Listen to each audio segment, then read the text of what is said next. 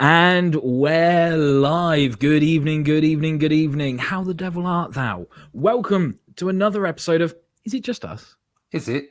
Is it just us? Well, we're going to answer that question for you very, very soon. But first of all, Russ, let people know where they can find you.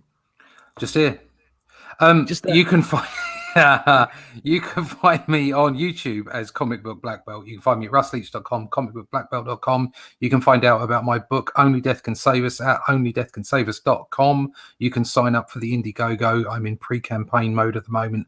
It will be launching on the 1st of September. You can find me on the Twitter, on the Fleecebook, on the Parlay, and on the Instagram. Come find me. I will chat with you. Fantastic. And you can find me at luciferstorm.com or above the pub, apparently. That's where you can find me. And I just want to say a quick hello to Captain Fuckhead. How the devil art thou, good sir? And Lucifer Bell. How the devil art thou, good sir? So I guess before we answer the question of, is it just us? It's time for the musical interlude. Because I have the banjo here. Yay. The sexy beast.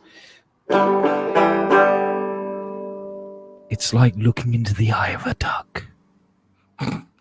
That's all you're getting. That's all you're getting this week, guys. That's quack love.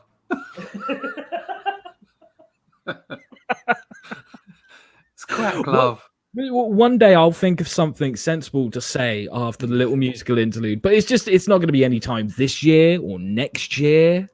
No. And good evening to Bristolian Dave. Evening, good sir. How the devil art thou? And by the way, I just want to do a bit of a plug for you, Russ. Oh, go on. Look at this shirt. Look at this shirt. Look at that shirt. The mic's in the way. The mic's in the way. Get it right. The mic's a fucker. Fuck you, Mike. Yeah, it's a great shirt. I actually had to wrestle this off of Jeremy, as Russ will know. For those of you who don't believe me, it turned up and this happened. Where is it? Bastard. Jeremy got hold of it. He decided he wanted to be the first one to wear it. I just couldn't believe it. Luckily, he didn't stretch it out. I thought you would, the fat fucker, but no, he didn't. He didn't. And by the way, Russ, as I've already said, this is my new studio. I'm right above a pub. I'm right above the entrance of a pub. And I went downstairs earlier and I was out the front just having a cigarette. And this lady who must have been in her early 60s, she crosses the road, she walks past me, does a double take, looks at the shirt and goes, "Only death can save us." That's awesome. And then walked up. So it's not just a shirt, it's a billboard as well. Oh, and hello, I've just seen that Too Far Tony is in the chat. He says, "Russ, no face fuzz. I might have also stolen your face fuzz and smoked it. And smoked it." Mate, if you smoked my face fuzz, it will take you to another world. Or another dimension. Yeah, possibly. Face fuzz. Funnily enough, Too Far Tony has sent that comment from the room next door. So awesome. I'd like to commend him for not kicking the door down and just yelling whatever he wants. Although that could change at any moment. Anyway, let's answer the question. Is it just us? Is it? It's not. No, it's not this week. Not.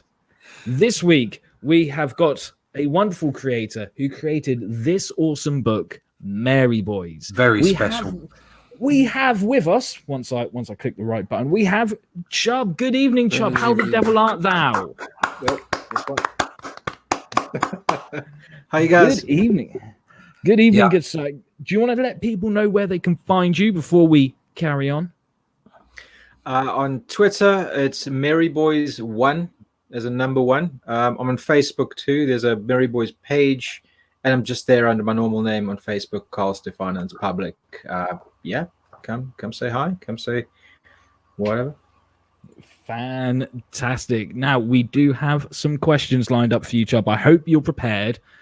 I'm hoping that Jeremy doesn't get involved, and he shouldn't do because he's sleeping off a hangover.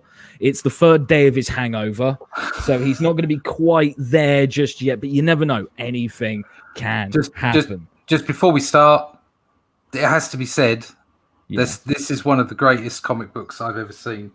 This is just, it's A4, so it's so fucking British, and yet You know, how did that happen? It's so British, it hurts. Okay, it's just fantastic. The artwork reminds me of somewhere between 2000 AD and Mad comic. That's like some of the highest compliment I can give it. It's just fucking brilliant. So if you're watching this on a replay, if you don't know what we're talking about, go and find this because it's great. Yes. Fine. Is it still available in demand from Indiegogo, Chubb? Yeah, still there. It'll probably be there until I launch the new book. Yeah. I mean, I did the typical old. I don't know how much longer I'm going to keep it on there. You better like everybody else does. I've kind of forgotten about it, and just happy to just let it keep going. Yeah, because I've overprinted on it, so I've got, you can't see it here, but I've got stacks and stacks of comics behind me that have to go at some point when the wife wants to rearrange the house. So it's the clever thing to do. It is the clever thing to do. Overprint, definitely. Yeah, absolutely. So you're talking to Jeff. I can't remember his last name. Lafferty. I'm so crap. No, yeah, fantastic. And he did that, and he did really well on his in demand. Actually, he did far better than he thought he would. So it's definitely worth doing. And it's what originally attracted me to Indiegogo. Was the in-demand option without? Yes, I know that people going on from Kickstarter to Indiegogo for that in-demand function, but then of course the platform fees are going to be much higher. Everything, so it's much better just to start with Indiegogo. Yeah, exactly. Yeah, I mean, I wouldn't bother putting it on both platforms because you're splitting up. You're splitting up your potential customer base. I mean, okay, there's always going to be some people that never buy from one or the other. But you're just splitting yourself up because the chances are that those people are going to look in different places for promotion anyway. So you're probably not going to catch them, So just go with one, go for it. There are loads of reasons not to split it up. I think algorithm is like another one, because if you start, if you do quite well, then the site should, the algorithm should start kicking in, promoting you, putting you on the front page. If you're going to split that interest, you're not going to get that. I mean, if I look at my stats, I've got quite a few sales via Indiegogo itself, and it's because people have been piling on, and it wouldn't have happened if I'd split it up. And of course, there are loads of little political reasons why I wouldn't fund with Kickstarter, or they wouldn't have me, or whatever. But so there you go. The madness that is 2020. Yeah. Oh God, can it get any madder? I'm pretty sure it can. I'm pretty sure it can.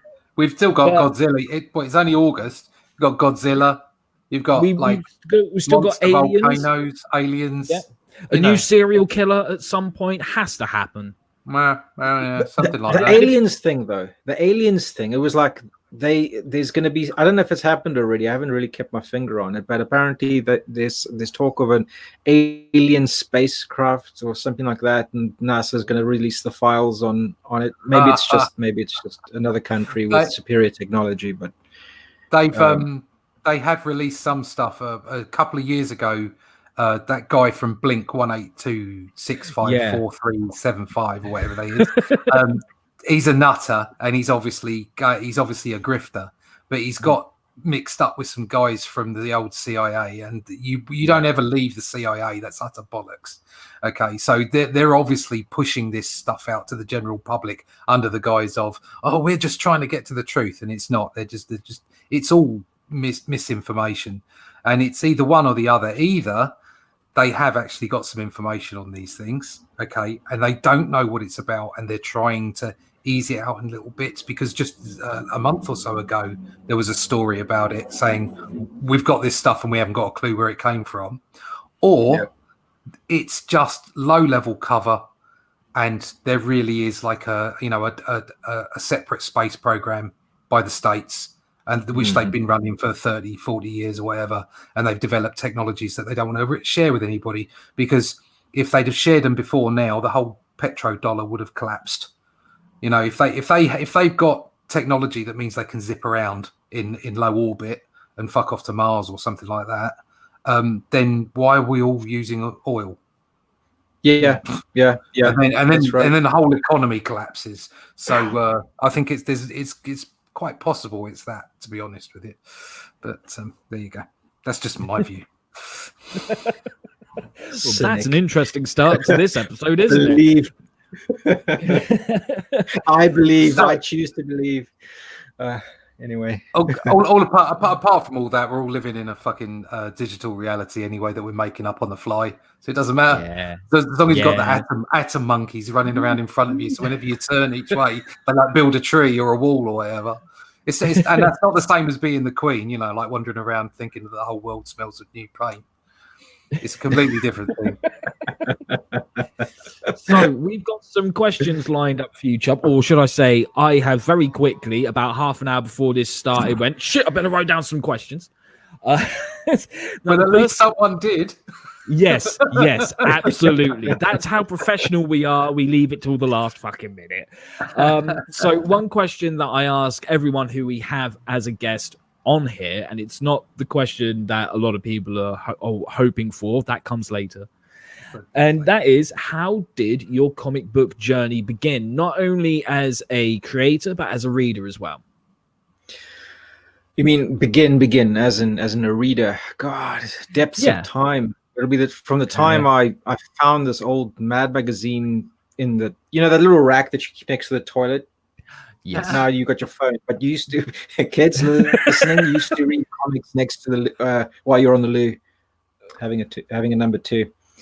And my daddy had some like an old Mad magazine, Sergio Aragonés, Mad as a Hatter, and I think that's my first. That's probably possibly the first comic book that isn't even a comic book. It's just single panel cartoons with no words, and that was, I remember enjoying that right from the beginning. And he was a fan of Asterix and Tintin, so I think those had a big impact. And then some horror comics. I never really stopped. That was it. That's pretty much where the interest started, and just went hand in hand with drawing on the walls, you know, as a kid, like everybody else. So when was it that you decided to start making your own comics, and why? It must have been my early 20s. I just, you know, it's a kind of, it's weird. Like, you always think to yourself, oh, I could always do a comic.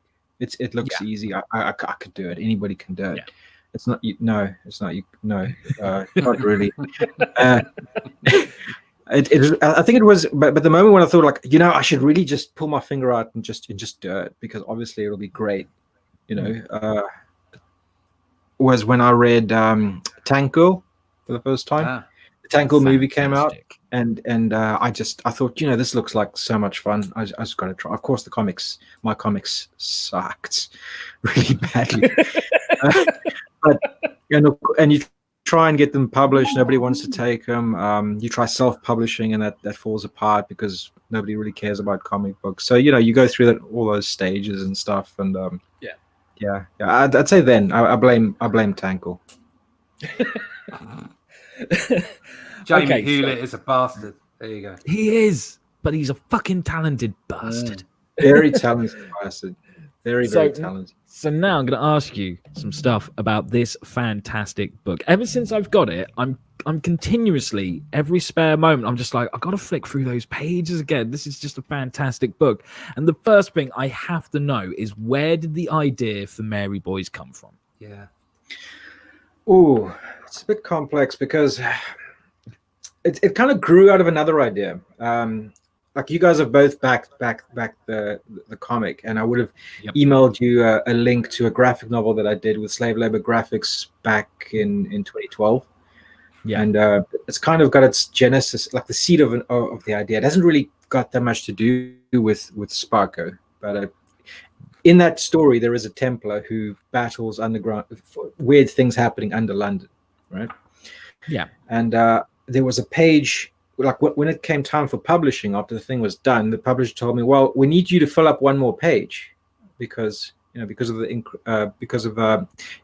was perfect bound, and we need it." I just miscalculated how many pages I actually needed, apart from pinups and things. So I thought, okay, well, so I pulled out an idea out of my ass. I took that Templar character, and I basically did like a what if there were 4 of them many years before, and they were styled on the Teenage Mutant Ninja Turtles. Of course, they were the teenage skinhead Catholic Templars. So I drew them like in the same style, in like a pin-up and everything, and just filled up the page. And the idea, it was just so much better idea than Sparko and the characters in there. So it kind of just lived in the back of my brain since then. And it kind of grew. It grew its own sort of. It just wouldn't go away. Like I thought, okay, so they're the Turtles, and who's their Splinter character? What do they do? What's their motivation? Where do they live? You know, what's special about them? Yeah. So that's awesome, man. And as we mentioned earlier, this we call it A4. Some of us would call it the same size as an issue of 2000 AD, and to our US viewers, it would be called an oversized comic. What made you decide to print it at this size rather than your traditional US comic book size? I don't know. I just didn't occur to. Well, I couldn't really tell you. I think it could be because I had my InDesign template set up on A4. Right. And I kind of just ran with that. Oh, I like that. That's a great answer. That was ended up being. That was the size I had. What did I want to do with that, eh? Yeah, well, if I change it. Because in the UK, for everybody who's listening, start from here. That's your standard paper size. If you're going to be printing a letter, that's the size it'll be. And a lot of magazines are that size too. So I thought it would probably have made more sense to print it on US size, because a lot of people are collectors and they want things that'll fit into their long boxes, right? Yeah. You know, it'll fit on. Well, okay, we're not ever going to get into comic book shops, except I got into my local one. But also it fits onto the local shelf, and there's lots of reasons, a lot of formatting reasons you want to do that. But I just thought, why? Try something different. Great. Awesome, Proper comics. Yes, that's something else I wanted to ask. You've published this under the banner of Proper Comics. Do you have a particular goal with that banner of Proper Comics? Are you going to treat it, as time goes on, are you going to treat it a bit more like a little indie publisher, or is it just there literally to go, well, that's my mark, that's my stamp, that's how you know it's from me? Yeah, that's it. It's basic. It's like Ethan's mark. It's like all caps. Yeah. That will always be associated with Merry Boys and Merry Boys related sort of content. I can't see myself publishing anybody else or anything like that. I'm just not set up like that. I don't have the infrastructure. But I thought it was a clever little idea, calling something PC when it's obviously not all that PC. Yes, absolutely. If you're listening to this or watching this and you're thinking PC, not that PC. No, not that. If you like political correctness, you won't like this book. No. And if you don't like political correctness, go to Indiegogo and get this fucking book and get a T-shirt whilst you're there. Yes, do so. Definitely worth it. So, there appears to be like a lot of different influences in this book. You mentioned things like Teenage Mutant Ninja Turtles. When I've mentioned it in the past, I've said, there's something about it that reminds me of the Goon. And I think it was on some of your YouTube videos, I heard you mention things like Father Ted and the Young Ones. Do you, when you're often creating characters and stories, do you often look for inspiration and influence from other mediums as well as comics, or was it just for Mary Boys? Yeah, it is like with Sparko. It's got loads and loads of references to British shows and British just. It's very ironic because you guys know I'm not British, right? From my accent. We know you. We know you're French. That's okay. Yeah. C'est la vie. But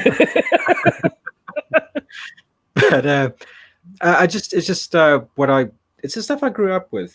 I mean, that was the stuff you really looked out for. Like the Young Ones was just so. It was just so incredibly, fantastic, in your face and crazy, and didn't respect any of the bloody rules. and it was just brilliant. You just so I just draw on things that I've enjoyed. I look at it this way, as everybody will know, it's like when you embark on a comic book project, you have to draw a lot of shit that you don't like. Typically, you know, if you were going to get commissioned by a publisher or something, and it's okay, here's a cavalry shot, and you're like, I don't like horses. You know, so when you do your own damn what artist does like horses? Exactly. Exactly. You know, everybody like. So when you do your own comic book, you want to fill it up with stuff that you do like, characters that you wouldn't mind drawing over and over, and just things that you enjoy, because it's a long slog, and so you fill it up with things that you love. It'll keep the passion going. It'll keep things interesting, and I guess that's it. And that, you know, your influences aren't just limited to comics. It's everything that you absorb through your life. Yeah, and from reading it, like, it wasn't just once you'd mentioned young ones, I was like, yeah, I do kind of see it. I think I really saw it on this double spread here. For some reason, this really screamed young ones to me, and I absolutely love that show. Like the cops when they came through the door at the party. Yes. Yeah. And there's this kind of punk aesthetic to the whole book that I just really enjoy and appreciate. At the end of the book, you thank hold on, I've got to get this ready. You thank CG UK. Would you call yourself Comicsgate? I'm assuming yes, but I could be wrong. And if so, what made you decide to be a part of Comicsgate? That goes back to my experience with publishing with an indie publisher. This was around 2012. Like, when I did the initial pitch, they told me, well, you know, this looks all good and well, but we noticed that, you know, you don't have any, like, you've got, like, all the female characters are quite negative.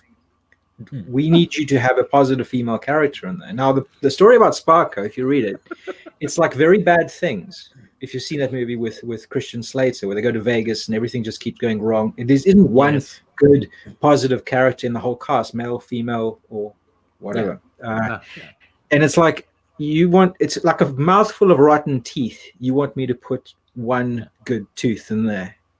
It didn't make any sense story-wise, and it was completely politically motivated. It had nothing to do with art. That, you know, I wouldn't say I make art, but I'd like to think maybe one day I could. And that principle will apply to people who write proper books, that you can't go shoehorning. You can't go. It's like a Big Brother sort of situation. Okay, like an idiot. Yeah, I did change the book, and it was published. And it sank like a rock. So it wouldn't have made anybody difference anyway. But it just kind of left like a really bad taste in my mouth. It was a case of, okay, why is this allowed? It's you know, it's not like the book was there wasn't anything misogynistic in there. It's not like you were excluding something bad out of the book. You wanted to put a spin on the book, but you aren't the author. You know, you either accept it or you don't. It's my expression. And it's also, what really annoyed me too, is this is an indie publisher. It's not like I stepped into writing somebody else's IP. No. This is my own IP. And you wanted to stick your fingers into that. And so, you know, this really, it really depressed me. And after it happened, it got published, that sank.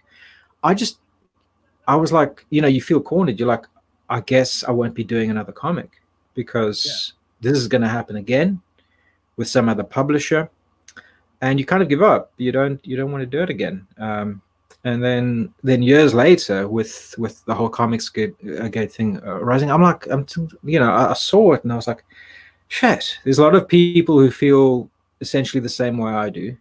We want comic books respected and treated as an art form. We want to respect freedom of expression. And I got on board immediately. Because I had an idea by that time. This idea had been brewing for a few years. So I thought, it's just no question about it. It was such a clear thing in my mind that I needed to be involved in it. Well, that's the thing. I mean, like, if you'd gone with another indie publisher or a more mainstream publisher with Mary Boys, Imagine some of the changes they would have asked you to do, and it wouldn't be the same book. It really would have ruined the book. What makes this book fantastic? Really? It's that it's you telling the story that you want to tell the way that you want to tell it. Just like some of the biggest classics, I always go on about these three: Watchmen, Sin City, and The Dark Knight Returns. These are all creators going, I'm going to do what I want to do. And that's why they are still considered decades later such great books. And personally, I think a mainstream publisher would have been an idiot to turn down something like this or even ask you to change it. So I'm glad that you've done it independently. Thanks, guys. Yeah, I mean, it's sorry that it had to come to this, but thank goodness for crowdfunding, you know. Yeah. And the extra angle to all this is I get to interact directly with the people who buy the comic books, and that's been amazing. It's been absolutely amazing, you know. I think we've seen a radical departure from the way comics have been produced for the longest time. But for 10 years, they've been playing with digital. Mainstream publishers have been looking to digital to be the evolution of comics, and they've been getting it all wrong. Yep. All they've been doing on social media is basically screwing it up. Okay. And what you've seen in the rise of indie comics and Comicsgate, you know, it's got to be said, is this attachment, this connection with consumers, connection with audience that the mainstream is losing and has been losing since they lost Stan Lee.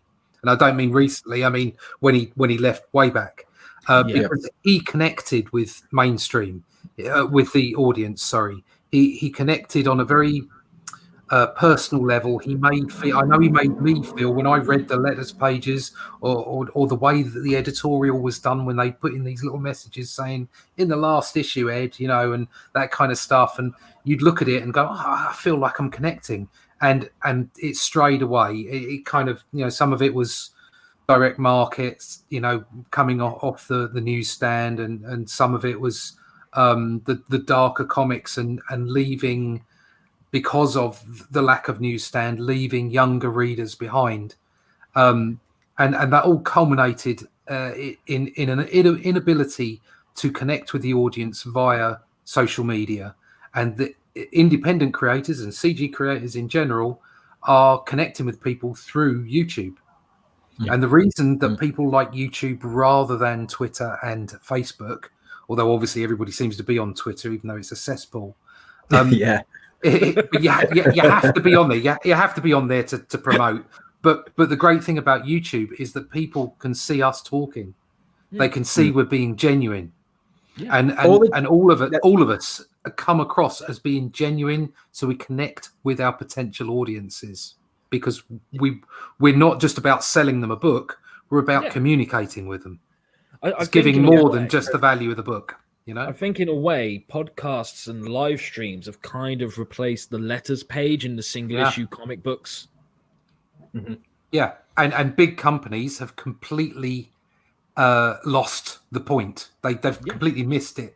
Completely missed it. I mean, all you have to do is go and look at their channels with cooking shows. You think, you keep making comics. It's almost like they're catering for an audience they don't really have, an audience they wish they had. Yeah. So at some point in the story, some marketing executive went up and he said, "You know what? There's a massive untapped audience here. We should try and make we should try and just because we've got the direct market at the moment. All you get people who go to comic book shops and they buy their stuff, and this demographic is mostly middle-aged male, white males, and that's true. It's true." And then someone said, "You know what? There's a much bigger pot out there. You could be making a lot more money." And then they started changing things. But what I don't understand though is that, I mean, how hard is it to do more comics? I do comics, see if they work, and if they work, keep doing them, but don't alienate the people who are already buying your books. That's exactly the point. It's exactly the point that I make, and this is about business. This is not about ideology. It's not about politics. You can put whatever you want into comics. Comics are for everybody, okay? But don't go chasing one market at the expense of another. Yeah. Have both markets. There's no reason why you can't have both markets. There's no reason why, when they changed a whole bunch of the legacy characters, while they were making absolute they were minting the cinema. Why weren't there spinner racks in every cinema? Why wasn't there legacy characters in every cinema? And why weren't people buying comics? Because the kids were coming out of the cinema and they were going into comic shops and seeing female Thor. Now, there's nothing wrong with female Thor. There is nothing wrong with that storyline. If that's what you're into, that's great. Okay. But have a legacy line so that people can connect with what's in the cinema. That's a good business decision. But bugger the ideology, business. Okay. Yes. And it absolutely stuns me, coming from 30 years of running my own businesses and being in business, that they did that. You think, why would you do that? And then on top of that, you do get a bunch of idiot creators being rude to people online. It's not going to help, is it? It's not going to help your case. That is also another bloody thing. You know, I'm not going to moan about it. I think there's been a lot of complaints. Oh, go on. I'm not going to add to it. Okay, like for example, that DC editor who lost his job quite recently, or basically, he was treating his Twitter like, I mean, listen, he's only got the Twitter following because he's the editor. He's an editor at DC. Yeah, you know, yeah. He knows he knows who he's communicating with. He knows why people are following him, and he treats that account like his own personal sort of sandbox. You know, saying incredibly divisive things, chasing people away who would otherwise be interested, almost as a big gotcha to people who used to like those comics. And I say used to. Yeah, you know, to people he disagrees with. Yeah. I used to love Vertigo. Vertigo was where I went after the death of Superman. Yeah, you know? The old Sandman was stuff. Loved that. It was absolutely great, and I know that it had its incels, yes, it was always left wing. It had all sorts of politics in there, a lot of left wing politics. I agree. I could appreciate it for what it was, you know, and I enjoyed it immensely. And what it was well done. The problem is you stopped doing them well. That's what happened. Yeah, but again, it's like they could suffer all kinds of losses if they just didn't take away their old audience. They could have kept the old audience all the time, but they chose a route that really didn't help. And then on top of that, again, freelance or not, some of the things that I've seen creators say, and I can't say that about independent creators because they're not at the behest of a large company. So I can't level that criticism at them because people say, oh, what about the other side? Yeah, okay. But these people are effectively representing large corporates. If I'd have done that as a freelancer or as a third-party contractor to any large company that I've worked with in the past, they'd have booted me out the door immediately. Yeah, and I just don't get it. I don't understand the mindset that allows people to think it's okay.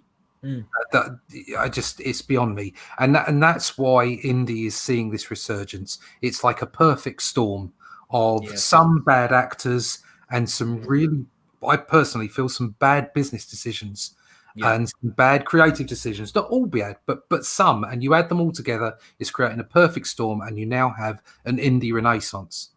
Yes. And you know, like CG is you know, the Michelangelo, they're the bad boy. Yeah. And that's what's going on at the moment.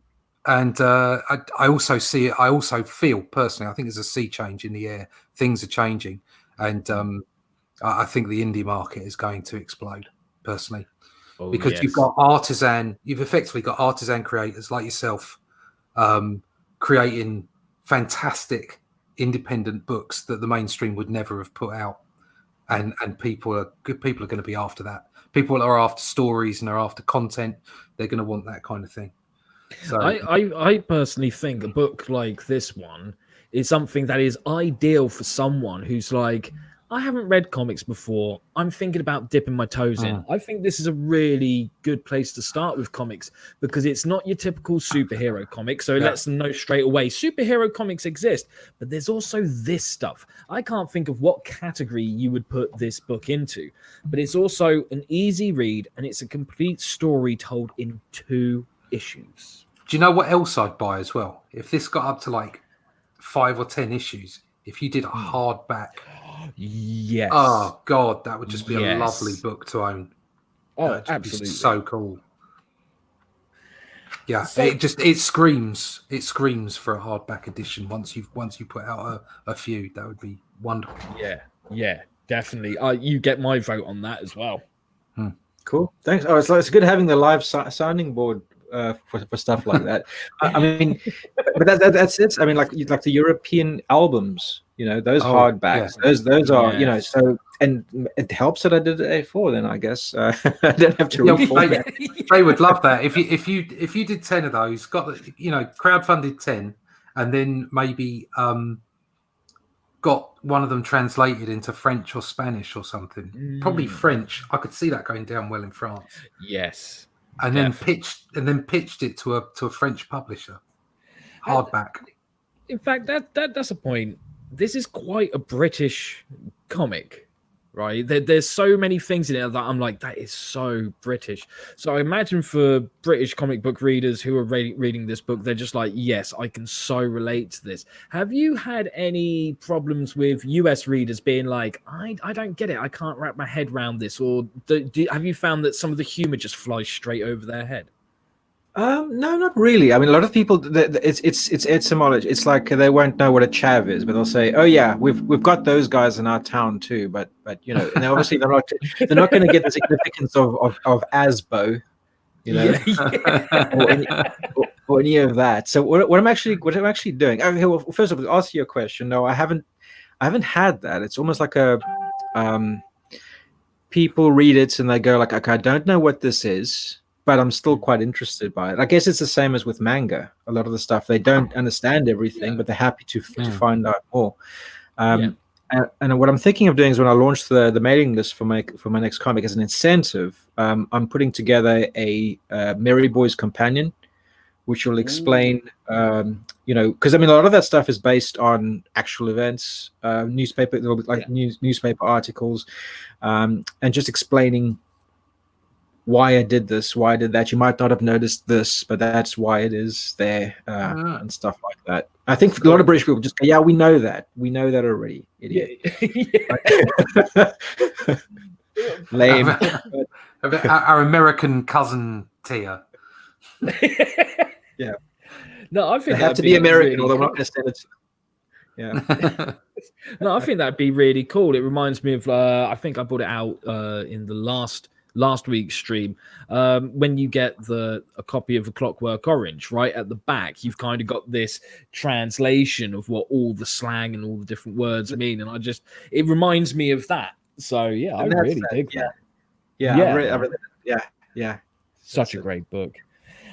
So you've kind of said a little bit here and there, and I guess that leads me to this question: what does the future of Merry Boys look like? What do you have planned for this book? Because I'm not going to be satisfied if you just go, no, I'm not doing it anymore. I'm just not. I'm going to get very angry. I'll have to get Jeremy round to have a stern word with you. And you really don't want that. And bear in mind, Jeremy's kind of like Candyman. If we mention his name too many times, he will come to life. Jeremy. Stop it. I've already had a couple of people being like, you know what Jeremy needs? An OnlyFans. I just think that would be one of the worst ideas in the world. Good evening, everybody. See, he's back. He's back. He's a little bit. Jeremy, you all right, mate? I'm a bit hungover. Lock your daughters up. Oh he's my back. God, look at your mustache, mate. What's going on with this? I don't know. You let me out. Hey, Jeremy, what were you doing so long in Fuad's lap? Who are you guys? Is that Russ? Hey, Russ. Yes. Hey, Russ. Hey. All right, mate. This other guy? Wait, who's this other guy? I don't know him. He looks... Russ, is that your wife? It's a serious question. I had a falling out with my wife. It happened the other day. It all started because she ate my cake, so I ate her puppy. And as you can imagine, things did not go down well. I think it's time you went back, Jeremy. I think it's time we got rid of you. No, don't put me in the dark. Oh dear. Oh dear. Oh, fucking hell. Well, you get everything in this show. Everything. Soon this show will just be called the Jeremy Dahmer Show, and it will just be him on his own, just flapping his gums. So anyway, yes, the question still stands. What does the future of Mary Boys look like? Right now I'm working on an anthology of short stories, featuring the boys. It's going to be, because some people said I was going to do this in some form anyway, but some of the criticism has been, okay, so we've gotten the story, but it's mostly about Parrish. You get the origin story, but it's got a lot of he carries a lot of the story, and they wanted to see some more what the Merry Boys do. A lot of the stuff they get up to. So I thought, I'd like to do an anthology on that. That hints at things that's going to happen in the future. So it'll be a freestanding collection where you could pick it up, almost like a collection of The Spirit or Torpedo or something like that, where you just have like one of the stories is about 18 pages. The others will be about 5 to 10 pages, and possibly do about 5 or 6 stories in there, and play around with styles and things. Just make it a really fun sort of book. I mean, the emphasis it'll be almost like a punk album where you've got a bunch of shorter songs, and they've each got their little arc, and they that was it. And after that, I've got a much longer. I've got two rather long arcs planned after that, which I will. I didn't want to get into this whole. I thought, okay, after doing the first one, I want people just to enjoy where it is. Yeah. And after that, I can start getting on a mission again. Yeah. So still I got a lot planned. I mean, the intention was always that there would be a legacy. It wouldn't just be like a one-off thing.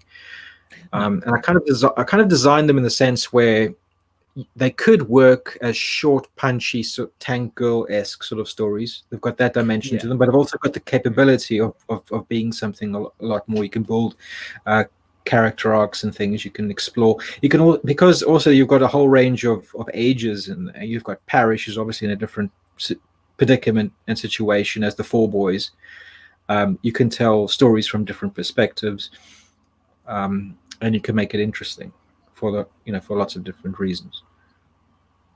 Awesome, man. Awesome. Your art style is very unique. I cannot look at it and think, oh, that looks a lot like this person's art style. Like I said, it does remind me a bit of The Goon, but I don't look at it and think, oh, this is the guy that drew The Goon or anything. And from what I've seen, you drew this book traditionally using pencils, paper, ink wash. Are you planning to use digital at all, or is that something that you're like, no, I'm staying the fuck away from that? I think it's just because it is it's kind of like the style of the comic now, so I wouldn't change it, just simply because that's what people expect. And I've done digital comics before, and that's and that's fine. It's just that I kind of felt like, like I said, when I did the comics, I wanted to do a lot of things that I like to draw, and I wanted this to be an experience that would be away from the computer. So I'd like to just stick with that. For the next one, I want to do like a variant cover but I want both to be the cover and the variant cover and the pinup that I do done with a traditional acrylic painting. Just nice. delve more into the traditional side on that. And for the interiors, it'll all be traditional. It'll just be. I'm thinking of doing different traditional styles. I want to just be line art with maybe duotone, and the others. One can be ink wash, and I'm thinking of maybe one of the shorter ones. I could do a fully rendered watercolor story. That's in full color. So just to keep things interesting, to just because I'm doing a bunch of short stories that aren't reliant on each other necessarily, it gives me room to do that. because that's another problem with comics. Once you've started, say if you're doing a 120-page epic, you have to keep it consistent throughout the whole thing. You know? Yes. It's not fucking easy, let me tell you. Yeah, that can get tedious. So it's nice if you can play around with it. Why not? And just keep the gumption. Yeah, absolutely. Do Prop- you have artist. any? Do you have any other titles or characters that you intend to work on as well as Mary Boys, or is Mary Boys your thing and you're like, you know what, I'm happy with this, I will just stick with this till its conclusion?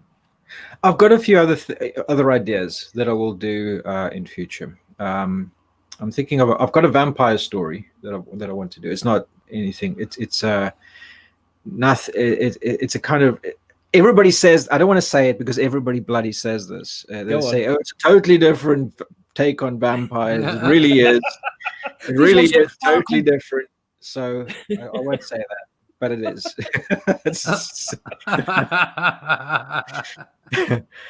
I think I'll probably do that once. I don't know. Maybe I'll get an artist on that.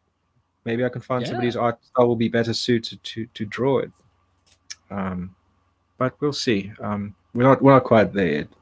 The main priority now is just Mary Boys. I'd like to get this book done. I'd like to get this the longer arc done and dusted before I think of anything else comics book wise. Cool, man. Cool. Well, that leaves us with one question that every guest gets asked, and for this, we are going to need the scoreboard. Because it's time to ask, who do you think is sexier? Me, Russ, or, as Jeremy forced himself into this, you can pick Jeremy as well. He's got the tash, that just screams virility. And... What the I'm going to kill you tash? No, it's a YMCA tash, mate. The handlebars tash. It just... Yeah. And as you can see, he has completely defaced the scoreboard to the best of his abilities. I'm quite impressed considering he's just a fucking sock. And clearly he has something for you, Russ, because I've only just noticed that little heart that he's drawn. Yeah. Next I to your know. head. Yeah. Oh, it's Jeremy who's made all those. Yes. Yeah. Oh yes. Because he wasn't even on the scoreboard originally, and then I left him alone for 5 minutes, and this is what he did. But even if you look at it that way, he's still tied with me. Yes, because he has had one official vote. All the other ones are false. Yeah. I'm tied with a fucking sock. And it was only Lucifer Storm twat face on the left there that gave me the mark he gave me. I'm sure he was only trying to make me feel better. Don't let any of this information sway your decision. You got to go with your heart. You got to absolutely. But the thing is, Jeremy is attached to Lucifer Storm, so isn't it a sort of backhanded vote? No. No. I have fuck all to do with that sock puppet. He is an entity of his own. He just uses me as a vessel to communicate through. Yeah, I mean, he says that his name is Jeremy Dahmer, no relation. I think his real name's Jeffrey Dahmer, no relation. It's like automatic writing, isn't it? It's just like it happens. You put the sock on and that's it. It just goes. After a while, if I take him out into the pub, once he's out there screaming away, then that's it. No one pays me attention because they're too busy stroking him and going, "Here, Jeremy, have a drink." Which is fucking messy, as we learned the other night. Very absorbent sock puppet. Yes. And he doesn't mind mixing his drinks either. No. Don't mind me. Don't mind the man with his fist up my rear.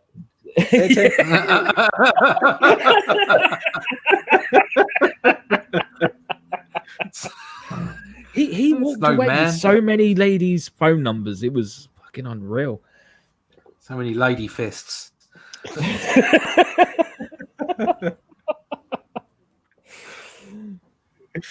So who are you going to go for? Jeremy. You're going to go for Jeremy. Jeremy's got two real... He's actually beating me. Jeremy's beating me in the real world. It's under duress, though. It's the same sort of appreciation you show for somebody who doesn't violate you in the showers. You pay your you pay your dues, you pay your tribute. Thank you, Mr. Big, for not making me bend over and pick up the soap. That He is looks like beautiful. Mark Brandon Reed. He does. An Australian. He's the hand puppet that'll cut your toes off. The foot puppet. Yeah. Oh man, I can't wait till his little home has been made. Did you put the mark on? Hold on, let's bring it back. Or is that for later? No, I haven't put the mark on. I'm trying to get the old. Because we've got to make sure we make a record. See if this works. There we go. There it is. Put the mark on. Look. Oh, look at that computer magic! Computer magic. Now then. Now then. Oh, sit on my knee. That's fantastic. Look at that computer magic. So I guess this brings us to a certain part. This question's for Russ. What's been grinding your gears, Russ? Too much to fucking mention. What a list. What a list. What a list. The world is completely fucking mad. What has been going on this week? Jesus Christ. Wait, take your pick. Take your pick. We've got riots. We've got fucking firestorms. Oh God, it's everything. Everything's going on. So they're gonna delay the elections in New Zealand, and I would imagine half the country in America is saying what a brave and solid thing that is to do until Trump decides he's going to put off the elections, and then there'll be a civil war. It's like, what the fuck's going on? The world's gone completely mad. People have gone completely mad. What really scares me is that people I've known for years, right? People are really thought were decent people will turn on other people in a second for literally uttering something they didn't like, and then they will go after them rabidly. And I thought, what it's like, okay, this is a bit crazy. It's like check yourself. Yeah. Listen to yourself. Yeah. It's just very sobering. You see it happen over and over and over again. And those people you push out, and everybody's building their little echo chambers at the moment, and that isn't good either. It just breaks down all sort of communication. I mean, things don't have to be like this, but you find yourself doing it because instead of having somebody at your throat the whole bloody time, who's taken something that you've said out of context, or assumed the worst, or assigned the worst possible intent to something that you've said, and doesn't give you the benefit of any sort of doubt. It's like, okay, well, you're going away, and then they all group together in their little echo chambers, and eventually you've got a war. No, it's hideous. That communication is key, and people aren't communicating at the moment. No. And everything that's gone on in the last 6 months with the whole COVID thing as well. It's like it seems there's this rising need in the population for somebody else to save them. Nobody's got any personal responsibility anymore. It's all gone bonkers, and all people want is the next iPhone, and for the government to save them. It's like, right, come on, get a life, grow a spine. With the whole COVID thing, my mum, she's in her mid-70s and stuff, and she was going on, I'm hearing all about all these people who are against wearing masks, especially in shops and stuff like that. And she's like, I don't understand why. And I was like, I'm not sure I'm the best person to explain it to you. And then she watched a show on TV where they explained that a lot of people don't want to wear masks because they believe it's the government trying to control them. And I was like, yeah, but what no one realizes is if a government wants to control you, they won't do it through masks. They'll do it by saying, you can say this, but you can't say this. You can say this, but you can't. Which is what's going on. Yeah, because then eventually, and that's what's happening. Yeah, because then eventually, that's what's happening. Turn around and say, "Well, I don't know what to say anymore. You tell me." Oh, good. You want me to control your speech and your thoughts? Nobody's disputing that there's a virus, and I don't think anybody's disputing that wearing a mask does help the spread of that virus. it's a wider issue that's related to a lot of other things that have been happening long before the virus hit us. You know, you can't think this. You definitely can't say that. Yeah. That's the scary part. Look at what's happened. What's happened with the whole virus thing at the moment is it's split the country down the middle again. So just like with Brexit, it's split the country down the middle, but it's not split the country down the middle into two opposing parts that believe something slightly differently and are prepared to discuss it. It's split down the middle into two opposing parts where one side goes, I don't want to wear a mask. Okay. Yep. And the other side says, you're evil bastards and you're going to kill everybody because you don't wear a mask. So it's like, well, back the truck up. Maybe you could talk to me and convince me to wear the mask. No, you're evil. You need to die or you need to be cancelled. And it's this vitriol that goes on with the arguments on one side or the other that is the problem. It's like when everybody got upset about, including the whole of the British media, got completely upset about Trump being voted in. And I heard so many people, and like yourself, people that I thought were like sane, okay, screaming at the top of their voices about Trump. And it's like, whoa, back the truck up. You've got a population of, what is it, 3/4 or 1/3 of a billion people. And the best you could do was Trump and Clinton. Fuck's sake. It's not the person you chose, it's the choice you had. And it's the same in this country as well. It's like you can scream all you like about Jezza because he's a nut job communist, all right? And you can scream all you like about Bojo the clown, all right? But look at the fucking choice. Why have we got this terrible, terrible, terrible choice? And that's where's the common sense? Yeah. People just scream at each other, hating each other. Well, that's it. It's divide and conquer, isn't it? That's how the elites work. Or is that too conspiratorial for this program? And whilst everyone's screaming at each other, Commie Mark is in the chat. He says, "You've got to give him a wrench." Yes. Where the fuck is my wrench? There's lots of people I need to give a wrench to, and I still haven't figured out how to do it because I'm a lazy cunt like that. What can I say? But Commie Mark says, "Hail Lucy, hail Russ, hail Chubb, hail the chat, hail the mods, and hail spam." Spam. My favorite communist. And Captain Fuckhead says, because no sane people want to be politicians. Damn straight. Yeah, that's right. I mean, wanting to be a politician should almost be a reason not to let someone be one. It's kind of like there's a circular issue there, isn't there? And I'd just like to point out that Captain Fuckhead has also said Jeremy, followed by my main man Mario saying Jeremy. Well, they got all their Jeremy. Yeah, something tells me people are liking Jeremy a bit more. Yeah, I know. And more. He's growing a fan base. I'm willing to bet take the name back. You can take the name back now that the other Jeremy's, not in well, he's still in politics, but he's not the head of the Labour Party anymore. Oh, Jeremy Calmsock. And Mario also says, I'm a little seasick of superheroes. I'm looking for something else, and vampires are cool. So, Chubb, your vampire idea, cool. It looks like you've already got someone who's willing to be like, yeah, I'll read that. Come on, bring it to me. Which is always nice to know. Vampires are cool as long as it's late at night and not at twilight. Badum. The thing is about vampires, just to go off on that tangent, is that everybody seems to have gotten stuck on the whole.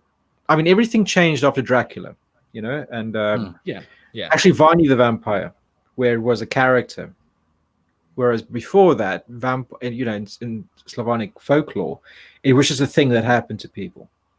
It was it's just a rotting corpse at the end of the day. And the idea is well, it isn't their idea, but it'll be nice to do a story that goes back prior to Dracula, prior to Varney the Vampire. Ooh, yeah. And just there's a book by a guy called Paul Barker called Vampire. It's Vampires Mythology, Vampires Folklore and Death.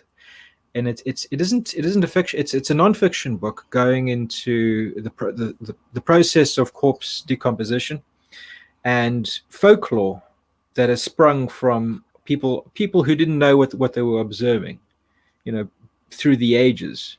Yeah. Hearing about. I mean, if you didn't embalm a body, for example, and you buried it, and you didn't bury it all that deeply, you could literally, because of all the gases and stuff that build up over time, you could hear that body spinning and contorting and making that coffin creak from under the ground, and that must have scared the shit out of stuff like that. I find absolutely fascinating. Yeah, that's cool. Yeah, man, Yeah. Definitely. Do something So with so I guess that's your pick for what you've been reading. And for me and Russ, it's been reading this. Yeah, we've been reading this. Buy them. Go out and buy them now. Yeah. Buy them. Go on. Buy them. You want to. They're fabulous. Hell yes. And like I said before, whilst you're there, grab a t-shirt, because I was hoping to wear my Mary Boys t-shirt tonight, but I think it's in the wash. But that's okay, because Chubb has got his on. Yes. I fucking love that shirt. The design is amazing. What a great the quality is fantastic. It's worth every fucking penny, if you ask me. Right, guys. Well, I guess that brings us to the end of the show. Hour. We've done our hour. We've done our hour. We've done our service, so we don't have to do it again. Community service. So before we go, Chubb, do you want to let people know where they can find you? Sure. Yes, please. If you, I'm mostly on Twitter, so it's Maryboys1. There's a whole reason why it's Maryboys1 and not just Maryboys. I'm not going to go into that. And just look up. And there's a Facebook page, and that's basically it. I've got a YouTube that I'm very badly neglecting, so don't bother too much with that. But yeah, everything will flow from Twitter. Fantastic. And Russ, do you want to let people know where they can find you? Yeah, you can find me on YouTube as Comicbook Blackbelt. You can find me online as russleach.com, comicbookblackbelt.com. You can find my book at onlydeathcansaveus.com. It's now in pre-campaign on Indiegogo and will launch on the 1st of September. So you should go check that out. I do have also a mail list that you can sign up to on any of the websites. You can find me on the Twitter, on the Fleecebook, on the Parlay, and the Instagram, and just chat with me. I'll talk to anyone about comics and comic book art, but if you want to talk drama, you can fuck off. And you can find me above the pub or at luciferstorm.com. So like I said, thank you very much for joining in this evening, guys. And until next week, take care of yourselves, take care of each other, and most importantly, stay awesome and stay safe. Cheers, guys. Bye-bye.